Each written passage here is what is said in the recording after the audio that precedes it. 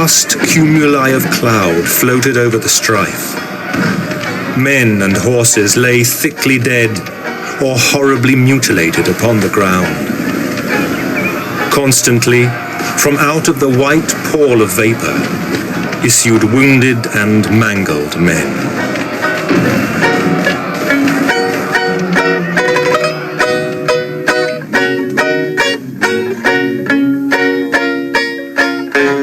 Those were the words of the London Times describing the final day of fighting at the Battle of Gettysburg, perhaps the most famous single event in American military history.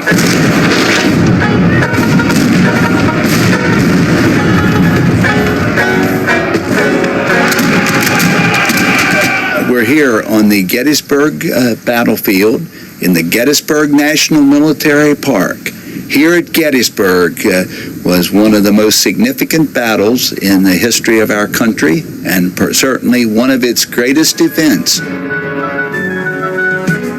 July 3rd, 1863 was the day that saw the Confederate forces of General Robert E. Lee reach their high watermark, the northernmost extremity grasped by the South during the war.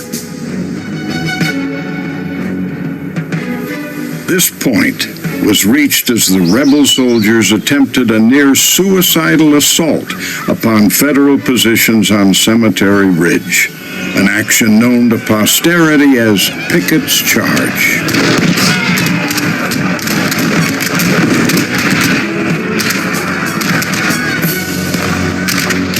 After the war, General Lee said that in 1863, he either had to dig in and defend Richmond or invade Pennsylvania and bring the Union Army to battle and defeat it in the field. And in the event, General Lee preferred to go on the operational offensive. Lee's invasion of the North in the summer of 1863 was really undertaken with high hopes that it would lead to an embarrassing defeat for the Union and perhaps international recognition of the Confederacy. What he's hoping is that Paris and London will actually not necessarily intervene on behalf of the Confederacy, but certainly recognize the Confederacy. And this will be the first step towards perhaps intervention. The preceding 2 years of war had seen a number of great Southern victories, particularly under the inspired leadership of General Robert E. Lee, who gave the North a mighty fright when he invaded Pennsylvania in 1862. He'd been offered command of the Union forces in April 1861, and he'd actually spent some time thinking about where his real loyalties lay, and he decided, as everyone knows, to go with his state, the state of Virginia, rather than the Union. But he did so with a very, very heavy heart indeed, because his career in the United States Army had been illustrious. He proved himself to be a true commander. That is to say, he takes the decisions, motivates his subordinates and his men, and of course, by the end of the war, the soldiers are fighting for him just as much, if not more, than for their cause. On the strategic front, General Lee was only too aware of the main difficulty facing the Confederates in 1863. Lee didn't believe for 1 second that he could actually defeat Northern armies in open battle consistently. Victory for the Confederacy was not so much a victory in the war, but wearing down of Northern support for the war. So the Confederates sought to win battles and succeed in campaigns in order to lose President Lincoln and the Republican Party votes. With this in mind, he devised a bold strategy for the summer campaign of 1863 to invade the North with his Army of Northern Virginia, smash the Union Army, and force peace by threatening Washington. By this stage, the Union blockade was really beginning to strangle the Confederacy. They were desperately short of men and ammunition and, above all, supplies. And it's even supplies of rudimentary things like shoes, which is beginning to affect the Confederate armies. With his army foraging in Union territory, it would also take pressure off hard-pressed Virginian resources. By advancing into Maryland over the Potomac River, Lee would remove his army. Indeed, the theatre of war would be transferred into Maryland and Pennsylvania, and Virginia will be saved the depredations of war which it endured for 2 years. And of course, logistically, these areas are rich. They're rural areas with plenty of food. In the summer of 1863, Lee had some reasons for confidence. Pride in Southern arms was at its absolute zenith. The Army of Northern Virginia reached a peak of high spirits, and there was no better demonstration of this martial self-assurance than the General Cavalry Review, staged by the 10,000 men of Jeb Stuart's Cavalry Corps on June 7, 1863. General Stuart had the 3 best Confederate cavalry brigades under his command. They were very good at cavalry tasks. They were very concentrated geographically under Stuart's control, and they're very capable. They relied on a long tradition in the southern United States of militia cavalry, and as a result, they had some very good people with long cavalry experience to draw on. They do say that pride comes before a fall. This display was actually the second grand parade which Stuart had organized in 2 days. You have to ask yourself, what on earth were they doing? Why did Lee allow Stuart to spend his time effectively preening himself with these 2 great military parades when the Union Army is fairly close by and active? It's very close to a dereliction of duty, particularly when you compare the laissez-faire, laid-back attitude of the Confederate cavalry to the highly practical and professional attitude of the US cavalry, and you were to see what happens at Brandy Station. The ostentatious show of June the 5th did not go unmissed by the Federal Intelligence Network.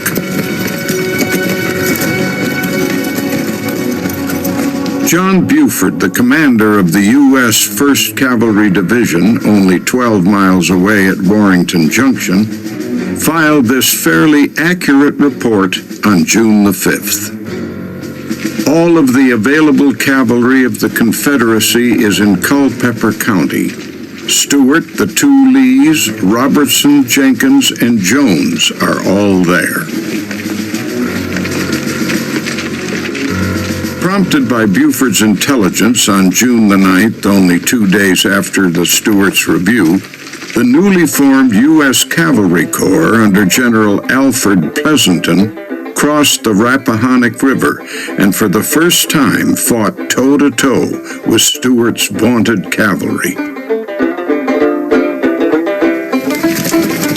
This was the famous Battle of Brandy Station, and it was to prove a near-run thing.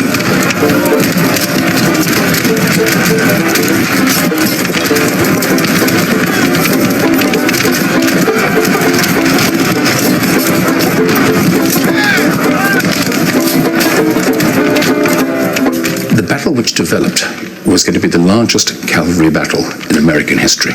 It begins with regiments simply blundering into each other and attempting to fight on horseback. And so what happens is a great cavalry melee develops. 10,000 men on either side, 20,000 horse whirling around the area of Brandy Station.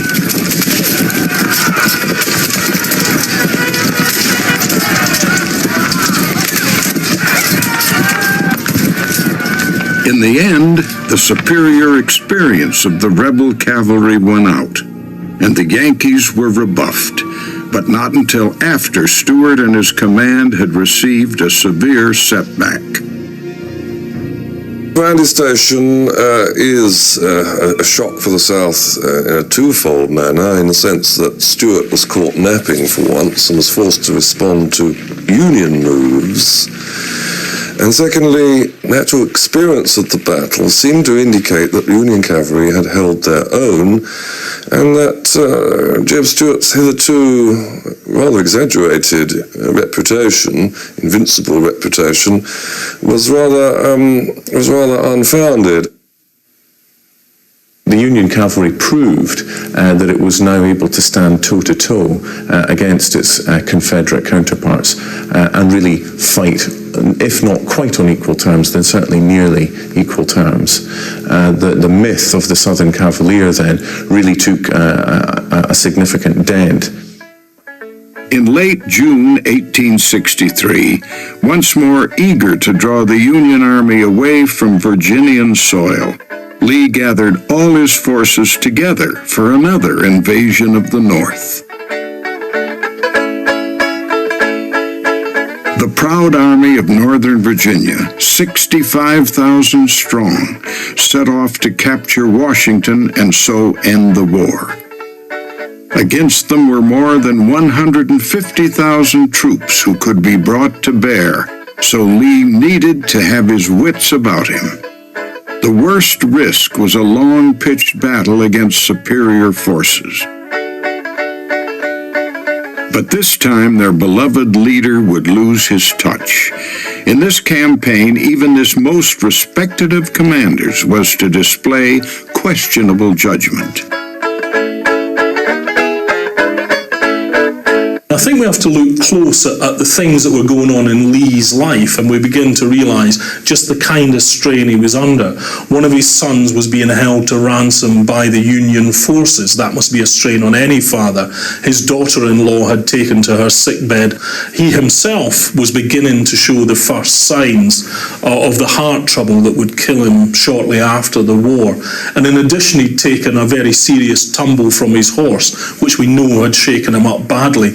So there were a number of factors that were beginning to play on Lee that must have served together to reduce his ability to concentrate and to act decisively in the field.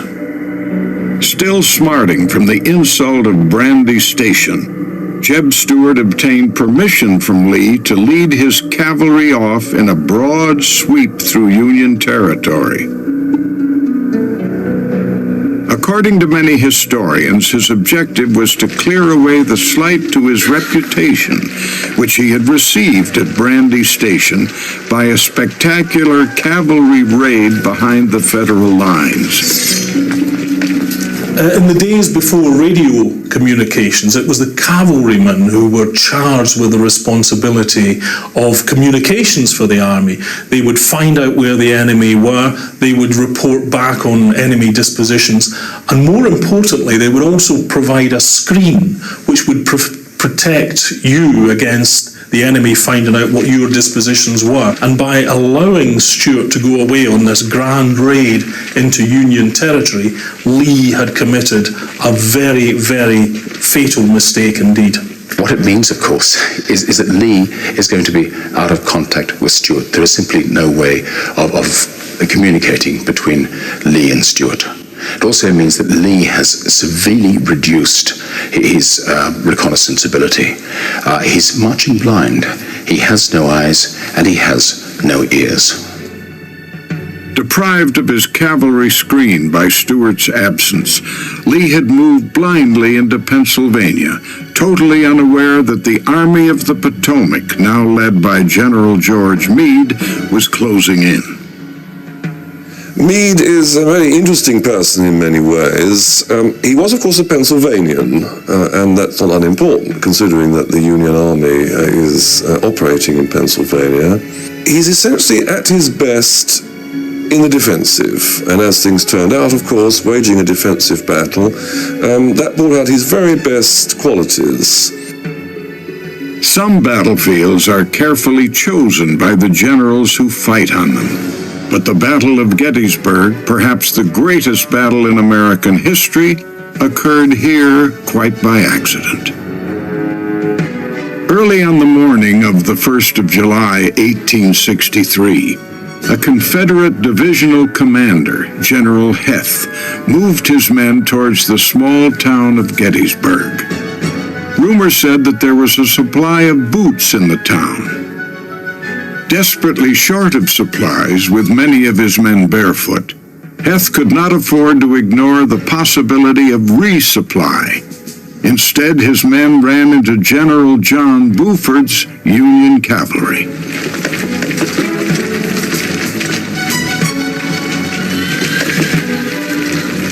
Dismounting his 2 brigades of cavalry, Buford tried to hold a position on a ridge to the west of the town. Ahead of us is McPherson's Barn on McPherson's Ridge, where the battle began on July 1. General Buford had occupied this area, and on the morning of July 1, he had his scouts operating on the road to the right of the barn. At a distance of 3 miles out, they encountered the Confederates, about 5,000 of them, marching towards Gettysburg. So General Buford deployed his men for battle. Fighting took place in this area ahead of us between 8 o'clock and 10 o'clock, between the cavalry for the north and General Heath's division of Confederates. Buford was commander of what today we would call a rapid reaction force, and he was sent to fix the Confederate army in its positions at Gettysburg and make them fight there. Buford had placed his men along the eastern bank of the Willoughby Run stream. A rather thin line, Buford's 2,748 dismounted troopers faced 7,500 rebels advancing from Hers Ridge. Brigadier General Davis commanded the rebel left, Brigadier General Archer the right. Now, what could Buford have done in these circumstances? If he'd been a Confederate cavalry commander, the chances are that Buford would have simply charged straight at the oncoming mass of the Confederates. There would have been a magnificent charge. The Confederates, the first couple of battalions, may have actually broken, but they would have reformed, and Buford would have lost all his cavalry. In fact, Buford used them as mounted infantry. Buford's cavalry was actually almost unique in the Army of the Potomac in the summer of 1863, in that it was armed with very modern Spencer repeating rifles or carbine. This gave his cavalry a volume of fire and a rate of fire far beyond anything that the Confederates could muster at the time. And this meant that although his cavalry brigade was very small and very much outnumbered, it was able to hold off Confederate infantry for a considerable number of hours on the morning of the 1st of July. We're beginning to see a situation developing which is precisely the opposite of what Lee had hoped to achieve. Once again, there are Union cavalry who are screening the Union army and gradually drawing the Confederate forces into a pitched battle that really Lee hadn't decided to fight. And crucially, it's on ground which is not of Lee's own choosing. The Federals stalwartly held off their foe for a good hour, but were eventually pushed back. We're now standing on Oak Hill, high ground northwest of Gettysburg. The fighting for the morning started in the area ahead of us. The Confederates are approaching from the mountains to the west, coming in on the Chambersburg Pike, which is 1 mile south of where we are now. The Northern Army approached from the south and through Gettysburg and took up the positions to defend the ridges ahead of us. The McPherson Barn that we saw earlier is 1 mile south of here.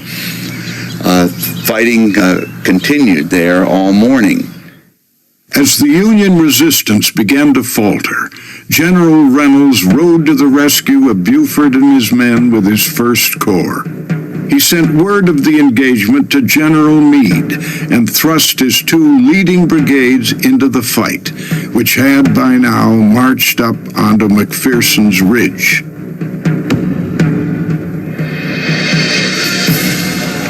The men of the famed Iron Brigade ran in against Archer.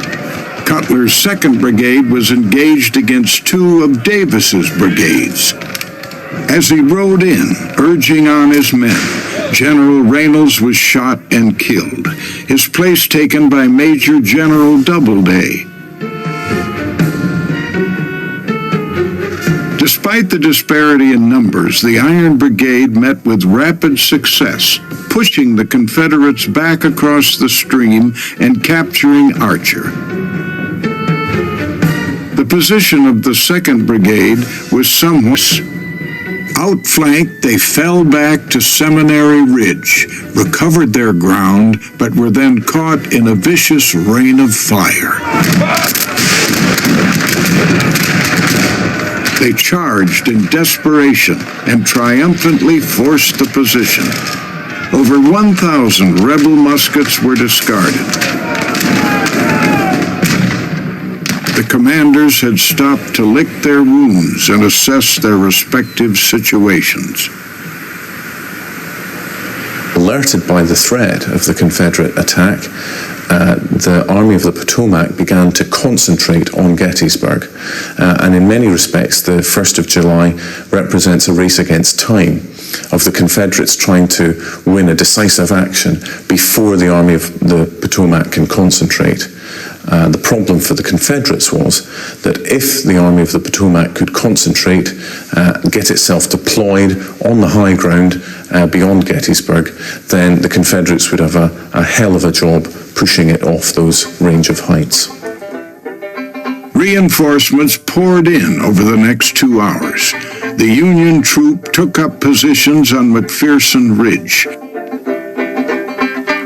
When the one-armed Major General Howard arrived, he assumed command of the Union forces from Doubleday. The Confederates of General Ewell now swept down on Oak Hill from the north.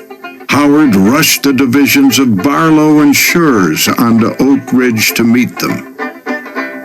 By noontime, the Northern Army had occupied another position at Oak Ridge ahead of me. General Doubleday placed his men behind a stone wall, which made it a good defensive position. 8,000 Confederates under Major General Robert Rhodes arrived on this hill, coming in from the north and occupying this high ground. They placed 20 pieces of artillery here on this hill and used them in the afternoon to bombard the Union positions ahead of us. Then they launched an infantry assault across this open space. It turned into a disaster for the Confederates because the Northern officers permitted the Confederates to approach to within 100 yards, and then they opened up a devastating fire. Iverson's brigade from North Carolina suffered heavily in the area straight ahead of us. Unfortunately for the rebels, 5 brigades strong, Major General Rhodes had placed the greatest responsibility on his weakest commanders, O'Neill and Iverson. Botching their job completely, they even failed to accompany their men into the fray. The 2 Confederate brigades were perfunctorily destroyed by just one Union brigade.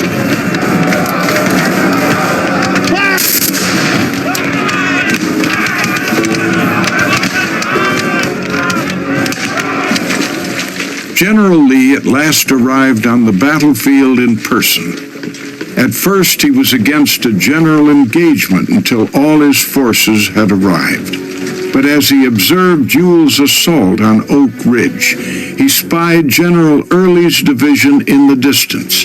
An opportunity now presented itself. With Heth's division still pushing against the Federal left, and with Ewell and Early together on the left, the Federal Army would surely be crushed. Early sent in Brigadier General Gordon's brigade against the Union right. 2 further rebel brigades were sent in, turning the flank and forcing the men of Brigadier General Barlow to retreat into Gettysburg itself.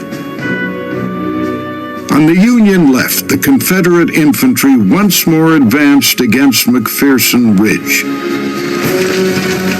The Confederate numerical superiority told, and the Federal troops at last fell back. First upon Seminary Ridge, then into Gettysburg town, where a wild melee developed. The Federal soldiers were fleeing the town when, at 4 p.m., Major General Hancock rode up.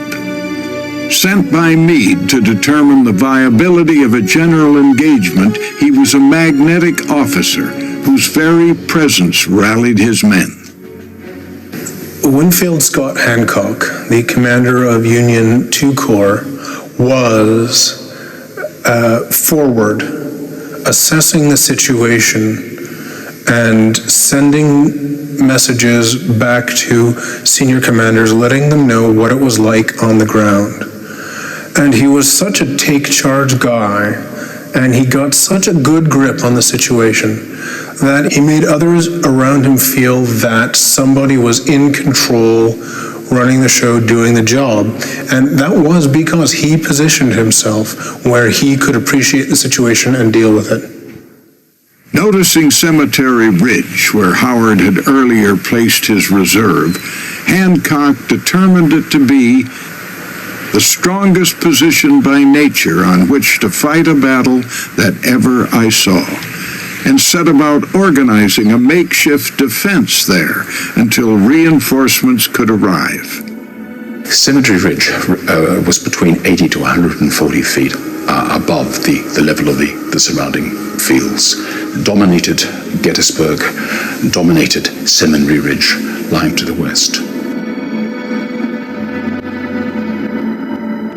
It was named for the local cemetery that was placed here on this ridge about 10 years before the battle, just beyond where we're standing now. And so in addition to the terrain and to the height, you have monuments, marble monuments, stone monuments, you have gravestones. And so it's comparatively easy to find material that you're going to need to defend yourself. You simply get behind the gravestones, you get behind the monuments, and you use these as part of your defensive system. Lee was aware of the weak forces on Cemetery Ridge and now urged his officers to take it. However, a combination of exhaustion, mental inertia, and vague orders from Lee himself meant that Ewell and his peers did not press home the advantage, and the fighting quietly drew to a close for the day. If the Confederates had managed to take that ground on the evening of the 1st of July, they would, in essence, have outflanked the range of heights which the Union Army then occupied, and would have meant that the Union Army could not have fought a major defensive battle at Gettysburg. Overnight, reinforcements continued to arrive on both sides, as men slept in fields, barns, and houses, and General Meade arrived at Cemetery Hill just after midnight to confirm that the Federal troops would be giving battle again the next day, this time with the whole army present. Before dawn on the 2nd, General Lee rose and meditated as to the coming day's tactics. He was joined by his generals Hill, Heth, Hood, McClaw, and Longstreet. He then received reports confirming his suspicions that the Federals had just a few pickets on the extremity of Cemetery Ridge and that the Round Tops, 2 hillocks further south, were completely unoccupied. Lee outlined his plan of attack. Longstreet, with the divisions of McClaw and Hood, would assault Cemetery Ridge from the south, Hill from the west, combining for an attack in echelon from left to right in a succession of small blows. Ewell, to the north of Gettysburg, would move on the sound of Longstreet's guns as a decoy to prevent reinforcements moving from the Union opposite him.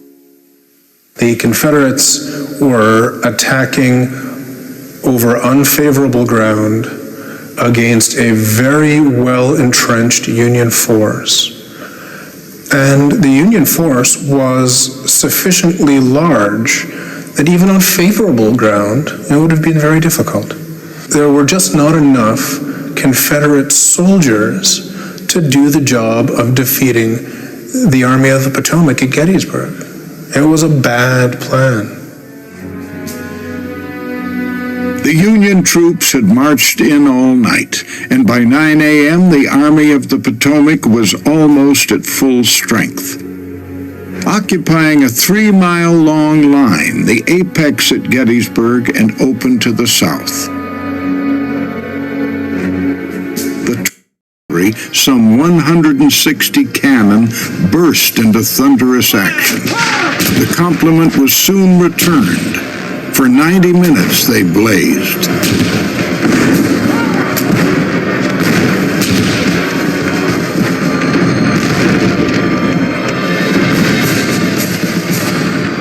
Meade suddenly chose to rest his guns and allow the smoke to clear to see if a rebel advance was underway.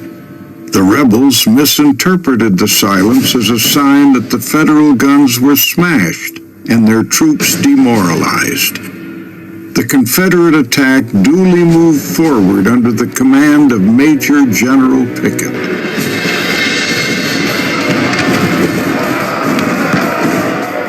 As the terrible events of Pickett's charge were being played out, General Stuart had at long last arrived with the Confederate cavalry.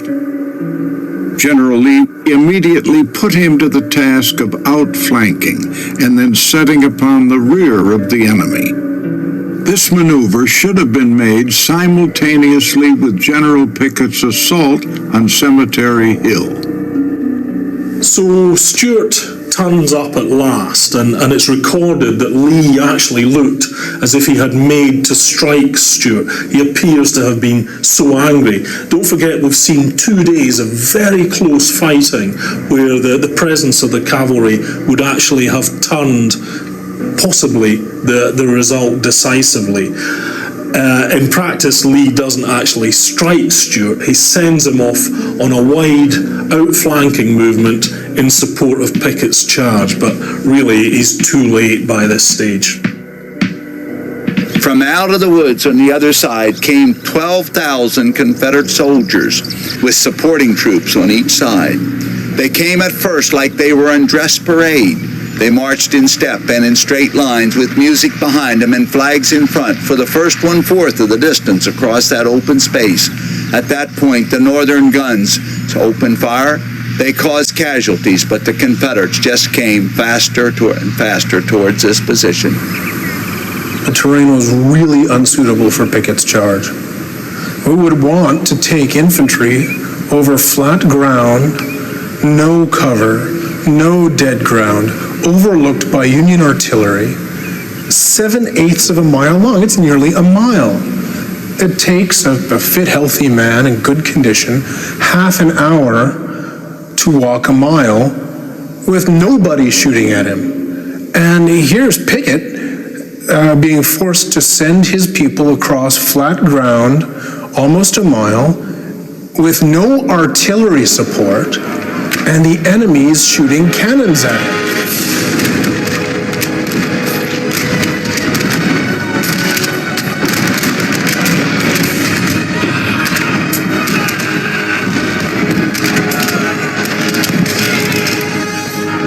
Undaunted, the rebels courageously maintained their course, passing the Emmitsburg Road and converging on Federal positions at the angle. Compacted and pinned down by devastating fire, General Pickett lost all but one of his officers. Despite capturing several enemy cannons, the Confederates were repulsed at bayonet point by the 72nd Pennsylvania Regiment. despite everything ranged against them, Pickett's men actually did manage to reach the Union lines in one place and actually capture for a brief period some of the Federal guns. For that reason, it's still celebrated as one of the great heroic actions in military history. However, ultimately it was a futile exercise. It was badly planned, it was badly executed, and really it should never have been ordered in the first place. Confederate casualties in this single action were frightful. 5,600 men, over 30% of those that began the day.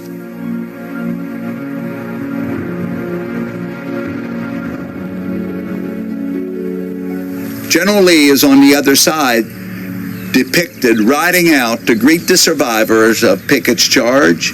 He greeted all his men by saying, "It's all my fault, it's all my fault."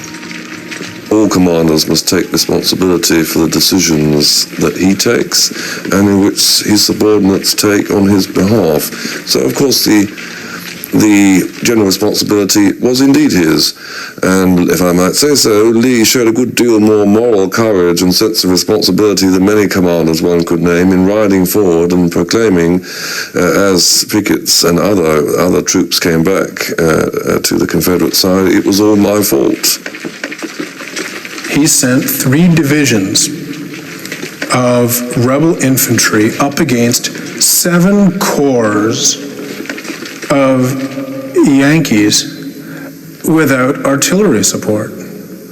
And the ground was unsuitable, the plan was unsuitable, and the cavalry support that Lee envisioned coming around the Union flank was going to run into opposition as well.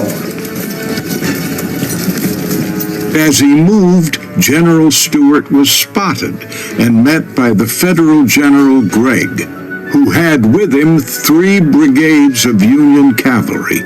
One of these was under the command of the dashing and brilliant General George Custer.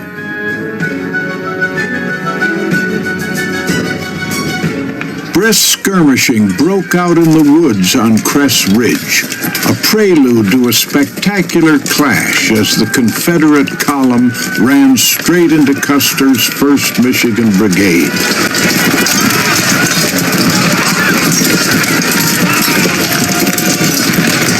Despite their superior numbers, the rebel cavalry were held to stalemate.